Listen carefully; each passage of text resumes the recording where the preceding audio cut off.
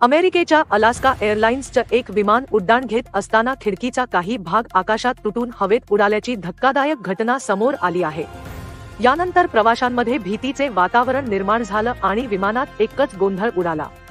त्यानंतर अमेरिकेतील ओरेगॉनमध्ये विमानाचे इमर्जन्सी लँडिंग करावं लागलं आहे। या दरम्यान कोणी जखमी झालं आहे की नाही हे अद्याप स्पष्ट झालेलं नाही। ही घटना घडली तेव्हा विमानात 174 प्रवासी आणि 6 कर्मचारी होते।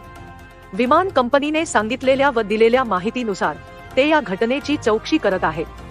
पोर्टलंड, ओरेगॉन येथून ऑन्टारियो, कॅलिफोर्नियाला जाणाऱ्या अलास्का एअरलाइन्सच्या फ्लाईट 1282 च्या टेक ऑफ नंतर लगेचच एक घटना घडली।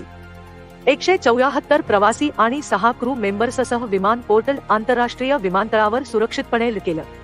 याचा व्हिडिओ सोशल मीडियावर जोरदार व्हायरल होत आहे, ज्यामध्ये विमानात लोक बसलेले असून खिडकीचा काही भाग तुटलेला दिसत आहे।